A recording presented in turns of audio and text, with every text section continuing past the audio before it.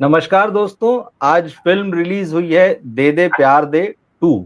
Ajay Devgan, Rakul Preet Singh, are Madhavan, Anshul Sharma film के director हैं। तो ये फिल्म जो है दे दे प्यार दे 2019 में आई थी और ये उसका सीक्वल है। और ये बहुत दिनों बाद मुझे ऐसा लगा कि प्रॉपर कोई सीक्वल आया है। सीक्वल के नाम पर फ्रेंचाइजी जैसी फिल्में जो हैं आजकल आती हैं, अब ऐसा नहीं है। जहां पे दे दे प्यार दे की कहानी खत्म हुई थी, ये कहानी वहां से आगे बढ़ती है। तो हम ये मानकर चल रहे हैं कि आपने वो फ़िल्म देखी होगी। वैसे जिन्होंने अगर वो फ़िल्म नहीं भी देखी है, तो इस सीक्वल में शुरुआती 5 मिनटों के अंदर-अंदर वो कहानी आपने जो पिछली फ़िल्म में थी, वो बता दी गई है। तो हम बात करेंगे। मैंने ये फ़िल्म देखी है, दिन में उज्ज्वल जी भी ये फ़िल्म देख कर आए थे और उज्ज्वल जी का अपना रिव्यू जो है उनके चैनल पर लगा भी है। तो हमने सोचा रात को बात करते हैं और कैसी उज्ज्वल जी को लगी फ़िल्म, उनसे जानते हैं और मैं भी आपको बताऊँगा कि मुझे कैसी लगी। उज्ज्वल जी बताइए, कैसा रहा दे दे प्यार दे 2? देखिए, दे दे प्यार दे टू एक ऐसी फिल्म है जिसको देखकर आपको एहसास होता है कि इसका जो हीरो है, जिसका नाम अजय देवगन है, ये जब आज से करीब करीब 35 साल पहले इंडस्ट्री में आया था, तब इस शख्स ने सोचा होगा कि जब मुझे 35 साल हो जाएंगे सिनेमा में, हुँ, तो मैं इस तरह की फिल्म करूंगा। ओके। मतलब इस फिल्म में ऐसा कुछ भी नहीं है जो 35 साल के एक्सपीरियंस एक्टर को कुछ करना चाहिए। ये हुँ, हुँ। फिल्म अगर कोई 3 साल 4 साल पुराना एक्टर भी होता तो कर लेता। तो पहली बात तो ये, ठीक लेकिन हाँ, बात है। क्योंकि हाँ, उनका रोल उस तरह का है कि एक बड़ी उम्र का व्यक्ति अपने से आधी उम्र की बच्ची से प्यार करता है और उसको अफेयर हो जाता है और उसके बाद वो शादी का मामला है। तो अगर आप दिमाग घर पर रख कर गए हैं तो आप इस कहानी को एंजॉय कर सकते हैं। तो दिमाग आपको नहीं लगाना है, आपको नहीं कहना है मेरे पड़ोस में ऐसा नहीं होता, मेरी आस पड़ोस में या मेरे शहर में या मेरी रिश्तेदारी में ऐसा नहीं होता। ये सब आपको दिमाग बिल्कुल नहीं लगाना। अगर आपने लगाया तो आप फेल हो जाएंगे। अब हम आते हैं फिल्म की कहानी पर। तो बिल्कुल सही हुँ, कहा रवि जी ने कि अगर किसी ने इस पिछली फिल्म नहीं भी देखी है 6 साल पहले, वैसे भी लोगों को कहाँ याद रहता है कि 6 साल पहले फिल्म में हुआ क्या था। लोगों को अपनी जिंदगी में नहीं हुँ। याद रहता 6 साल पहले क्या हुआ था, फिल्म में क्या याद रहेगा। तो बहुत अच्छा किया उन्होंने कि रिमाइंड कराया है, मतलब रिकैप जैसा है, करीब 5 मिनट में वो सब बता देते हैं। तो मैं भी एक्चुअली पूरा ही भूल चुका था क्या हुआ था, तो मुझे भी उस रिकैप से ही याद आया कि उसमें क्या हुआ था। मुझे सिर्फ इतना याद रहा था कि तब्बू और अजय देवगन थे और रकुल प्रीत थी, इसके अलावा मुझे कुछ याद नहीं था। तो उस रिकैप से पूरा याद आया, फिर वो पूरी फिल्म चलनी शुरू हुई। फर्स्ट हाफ जो है एंगेजिंग है, आपको एंगेज रखता है, आप बंधे रहते हो, आप बोर नहीं होते हो। और आप कहते हैं ना कि उस आधे हाफ, मतलब फर्स्ट हाफ को एंजॉय करते हो। लेकिन जैसे ही कहानी सेकंड हाफ में पहुंचती है, उसके बाद वहां से बोझिल होना शुरू हो जाता है। आपको लगता है यार ये सीन बहुत लंबा चल रहा है, अचानक कहानी जंप कर रही है, चीजें बहुत जल्दी जल्दी हो रही हैं, कुछ चीजें बहुत धीरे धीरे हो रही हैं, पूरा पेस डिस्टर्ब है। और फिर धीरे धीरे जब आखिरी के 20-25 मिनट, तो आपको लगता है भाई अब इसको खत्म करो, मुझे पता है क्या होना है। तो जब आपको पता लग जाता है कि क्या होना है ना, तो फिर तो आप कहते हो यार इसको खत्म करो। तो कुल मिलाकर एक एक एक टाइम पास फिल्म है, दिमाग लगा कर नहीं जाना है, महान सिनेमा नहीं है। अजय देवगन काफी बुजुर्ग लग रहे हैं, मतलब उसमें ऐसा लग रहा है कि उनको 50-51 का दिखाया, पर वो मतलब सही में पर्दे पर वो 65 से कम नहीं लग रहे हैं। और पता नहीं उनको क्या सूझा कि 35 साल के करियर के बाद वो इस तरह की फिल्म करें, जो कि कहीं इतिहास में भी दर्ज नहीं होगी उनके नाम पर, क्योंकि ऐसा कोई बहुत महान सिनेमा नहीं है। लेकिन फिर भी अगर आप घर पे खाली बैठे हैं, कोई काम नहीं है, और आपको है कि सिनेमा में जाकर आपको 400 रुपए 300 रुपए खर्च करने हैं, तो आप जाकर देख सकते हैं। निराशा नहीं होगी। आप कहते हैं ना कि आप डिसअपॉइंट होकर नहीं निकलेंगे। आप कहेंगे ठीक है, अच्छा बहुत टाइम पास हो गया। म्यूजिक कुछ खास नहीं है फिल्म का। एक गाना ठीक है, जो लास्ट में आता है, वो तो पूरा मतलब हनी सिंह ने बर्बाद ही कर दिया वो गाना। तो कुल मिलाकर ओके ओके फिल्म है। बहुत कुछ अगर आप नहीं भी देखेंगे तो भी चलेगा, और देख लेंगे तो भी कोई बात नहीं है। ऐसी फिल्म नहीं है कि ये कोई आपकी जिंदगी में कुछ बहुत बड़ा बदलाव लाएगी। हाँ, लेकिन एक चीज है जो आजकल, क्योंकि लोग रिलेशनशिप को लेकर बड़े ही कंफ्यूज रहते हैं, और आजकल तो सिचुएशनशिप और पता नहीं कौन कौन सी शिप्स चल गई हैं, उस सब के बीच कहीं ना कहीं एक थॉट देती है, बहुत माइन्यूट लेवल पे एक थॉट देती है कि जो रिश्ते चलते हैं वो किस लिए चलते हैं, या जो रिश्ते टूटते हैं वो किस लिए टूटते हैं। तो वो एक थॉट देगी। तो मुझे लगता है कि यंगस्टर्स को शायद वो समझ में आए, उस लेवल की अगर सोच रखते हैं तो। बाकी कोई बहुत महान सिनेमा नहीं है ये। आपने ठीक कहा, लेकिन आपने शुरुआत में एक बात कही, मुझे उस पर हँसी आ गई थी कि अजय देवगन का जो कैरेक्टर आपने कहा कि एक जो 50-51 साल का 52 साल का आदमी होता है, वो एक अपनी अपने उम्र से आधी उम्र की बच्ची के प्यार में पड़ जाता है। आपने बच्ची शब्द का इस्तेमाल हाँ, वो किया बच्ची लग रही है तो उसके आगे। बच्ची लग रही है। तो बच्ची तो खैर लगी रही है, बिल्कुल ठीक बात है। हाँ, रकुल प्रीत सिंह के पापा का रोल उनको करना चाहिए, लेकिन ठीक है, हम इसे कह सकते हैं कि कहानी की डिमांड। और एक बात और, जैसा कि आप कह रहे हैं कि भाई, बात तो बिल्कुल सही है कि आप अपना दिमाग जो है वो घर रख कर जाएं, एकदम ब्रेनलेस होकर जाएं। मगर एक चीज इस फिल्म में जो मैंने देखी है, ये फिल्म में जो कैरेक्टर्स हैं, जो खास तौर पर जो लड़की के माता पिता हैं इसमें, अ, आर माधवन उनके पिता का रोल कर रहे हैं, वो फैमिली बार बार ये कहती कि हम लोग बहुत मॉडर्न और एडवांस हैं। तो ये हाँ, मॉडर्न और एडवांस लोगों की कहानी है, वही इस चीज को झेल सकते हैं। देखिए, क्योंकि ये बात सही है कि हमारे आसपास हम ऐसी घटनाएं नहीं देखते हैं कि एक 50 साल का 65 मतलब 55 साल का आदमी जो है, वो पता चला 28-30 साल की लड़की के प्यार में है और शादी होने जा रही है, ये सारी इस तरह की चीज। अच्छा, होता ये है कि ये सारी चीजें लंदन और न्यूयॉर्क में ही जाके घटती हैं। यहाँ भी वही एक है, बात वो लड़की लंदन गई जी। जो आपने कहा ना मॉडर्न, मैं वहीं पर रुक गया था कि आपने कहा मॉडर्न और एडवांस। देखिए, जी। मॉडर्न हो, एडवांस हो, वेस्टर्नाइज्ड हो और ईस्टर्नाइज्ड हो, दुनिया भर की टर्मिनोलॉजीज हैं। ये हम्म। डिपेंड करता है कि आपकी डिक्शनरी में मॉडर्न होने की डेफिनेशन क्या आप लिख कर लाएं, क्योंकि मॉडर्न होने की बिल्कुल। डेफिनेशन सबके लिए अलग अलग है। कोई हम्म। लड़की लड़कों से बात करने में मॉडर्न हो जाती है, कोई मिनी स्कर्ट पहन के नॉर्मल मॉडर्न हो जाती है, कोई लव मैरिज करके मॉडर्न हो जाती है, और कोई ये तीनों काम करके भी मॉडर्न नहीं होती। तो सबकी बिल्कुल। कौन सी क्या हाँ। मॉडर्न होना। और मुझे लगता है कि मतलब जो हमारे हिंदुस्तानी समाज में जो कुछ भी चल रहा है ना, ये हम्म। उन पर एक एक तरह से बहुत तीखा कटाक्ष भी है। हाँ। जो मॉडर्निटी के नाम पे ये चीजें चल रही हैं, अगर आप उसको बहुत गहराई से देखें ना, तो एक कटाक्ष भी बिल्कुल। मारती हाँ, ये है। वही मैं कह रहा हूँ कि बार बार वो फैमिली जो है, वो ये कहती कि हम बहुत मॉडर्न है अपनी थिंकिंग में, हम बहुत एडवांस हैं, हमने अपने बच्चों को दोस्त की तरह रखा, किसी तरह से उनसे कोई मतलब ट्रांसपेरेंसी पूरी रखी रिलेशन में, हर तरह की बातें की, उनको हर तरह की आजादी दी। लेकिन उस मॉडर्न और एडवांस फैमिली में भी एक जगह आकर ब्रेक लग जाता है थॉट पे, जब उनकी लड़की जो है वो अपने से दोगुनी उम्र के आदमी से प्यार कर बैठती है, तो सारा सिस्टम हिल जाता है उस घर का। तो ये मुझे थोड़ा इंटरेस्टिंग लगा, वो बार-बार ये चीज़ कह रहे हैं और बात तो ठीक है। एक चीज़ लेकिन इस फ़िल्म में मुझे जो खटकी है, और मतलब बॉलीवुड की तमाम फ़िल्मों में हम ये देखने मिलते हैं। मतलब ये लोग जो पाठ पढ़ाने लगते हैं हर कहानी में, भाई आपने एक कॉमेडी बनाई, आप एक कॉमेडी के लेवल पे ले लीजिए, एक आपने बता दिया भाई ऐसी-ऐसी कहानी। फिर आप उसमें फेमिनिज़्म को घुसेड़ते हैं ज़बरदस्ती और फिर उसपे आप ज्ञान देना शुरू करते हैं।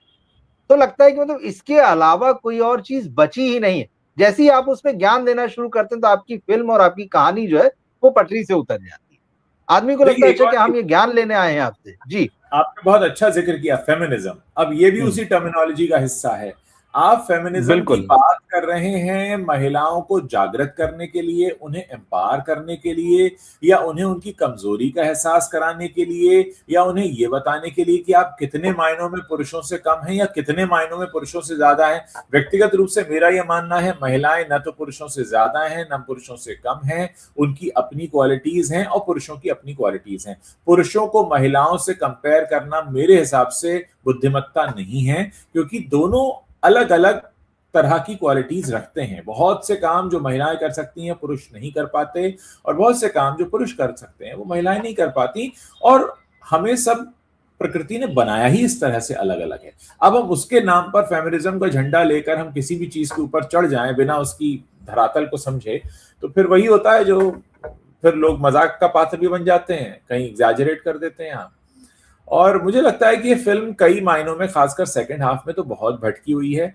जो कहानीकार हैं इस फिल्म के, जिन्होंने पटकथा लिखी है या जिन्होंने डायरेक्शन की कमान संभाली है, या दोनों ही, बहुत से मामलों को एड्रेस करना चाहते भी हैं, फिर डर के बाहर आ जाते हैं, फिर छूते हैं, फिर बाहर आ जाते हैं। आपको ऐसा कई बार लगेगा कि इन्होंने इस पर्टिकुलर हिस्से को छूने की कोशिश की, इस इमोशनल डेप्थ को छूने की कोशिश की, फिर वो बाहर आ गए।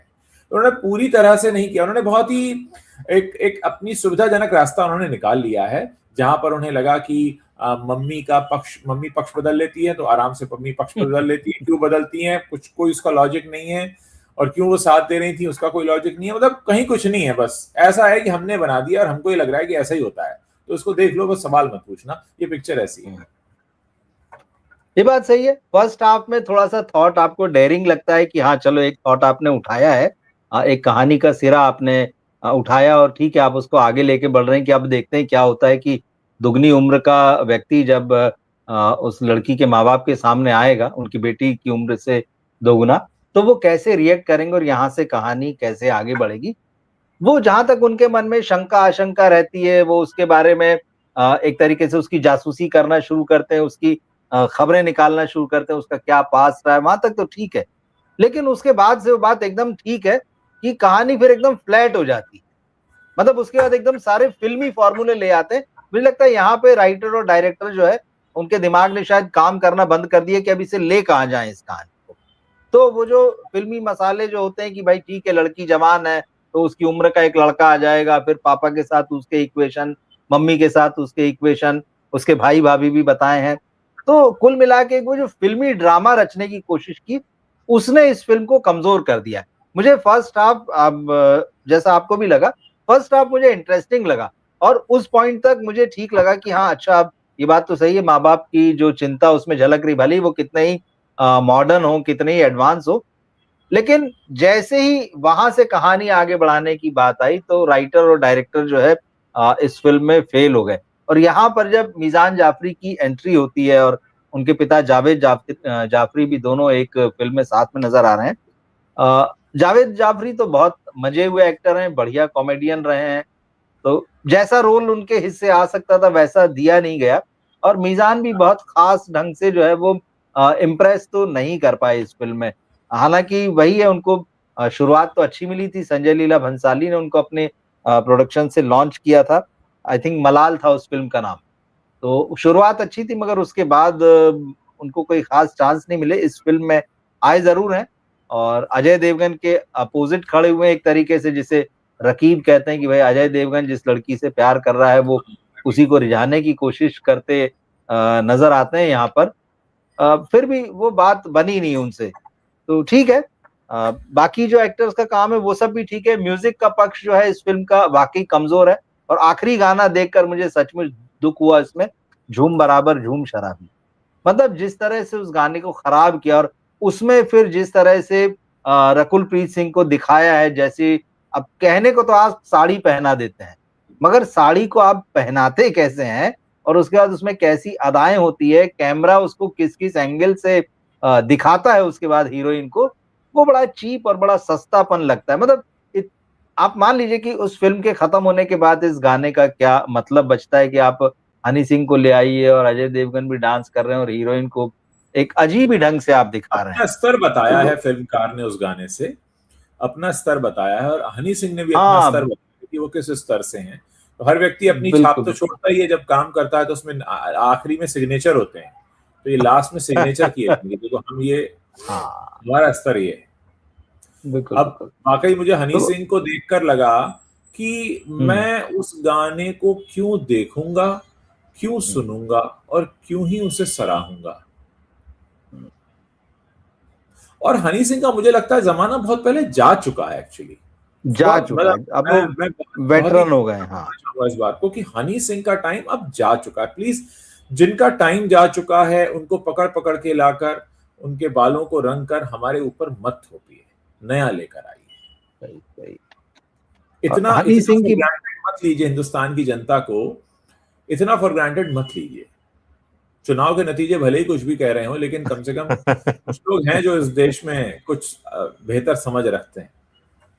बिल्कुल बिल्कुल। हनी सिंह की बात चली तो हनी सिंह का एक गाना आज और रिलीज हुआ है, किस जी। किस को प्यार करूं, वो भी टू। जैसे ये फिल्म है दे दे प्यार दे टू, वैसी किस किस को प्यार करूं कपिल शर्मा की फिल्म है। तो हनी सिंह का एक गाना कपिल शर्मा और हनी सिंह पर फिल्माया हुआ, फुर नाम है उस गाने का, वो भी इसी तरह का, मतलब बहुत अजीब ये सा, मतलब कि डेस्परेशन आप, है, ये हाँ मतलब डेस्परेशन। वही आप, समय जा चुका है, आप कुछ नया दे नहीं पा रहे हैं, आप ढंग का कुछ कर नहीं पा रहे हैं। और कपिल शर्मा तो देखिए फ्लॉप हो ही गए हैं, उनको इस मतलब फिल्म के गाने में भी देखकर लगता है कि भाई जब आप शो में ही नहीं चल पा रहे तो आपकी फिल्म देखने आएगा कौन। और इतना खराब गाना मतलब। मैं कहना तो बस चाहूंगा क्योंकि जी इन लोगों से जो डेस्परेशन में काम कर रहे हैं, सिर्फ करना है, सिर्फ दिखना है, मुझे लगता है कि इन सब लोगों को एक छोटा सा ब्रेक लेना चाहिए, 2 से 3 साल का। खुद पर काम करना चाहिए, थोड़ा इंट्रोस्पेक्ट करना चाहिए, लोगों को थोड़ा ब्रेक लेने दीजिए आपसे, कुछ फ्रेश एयर आने दीजिए और फिर आइए, तो शायद कुछ बेहतर बिल्कुल। आप कर। आप जैसे बोल रहे हैं डेस्परेशन में करना है, मुझे लगता है करना है भी नहीं। ये चूंकि कर सकते हैं, इनके पास संसाधन है, पैसा है, इनकी एक कह सकते हैं कि ठीक है एक ब्रांड वैल्यू भी, हालांकि वो वैल्यू एकदम अब बॉटम को टच कर रही है, मगर चूंकि बाजार की भाषा में ही बात करें कि ठीक है एक ब्रांड वैल्यू भी है, तो ये कर पाते हैं। वरना ना इनको अब कोई देखना चाहता है और न सुनना चाहता है। ये जिनसे अपनी मार्केटिंग कराते हैं वो एजेंसियां और इनके पीआर, वही इनको चढ़ाए रहते हैं। अदरवाइज अगर आप सचमुच एक आम फिल्मी दर्शक से या आप म्यूजिक सुनने वालों से पूछें तो उनकी कोई दिलचस्पी इनमें जो है वो नजर नहीं आती, मुझे ऐसा लगता है।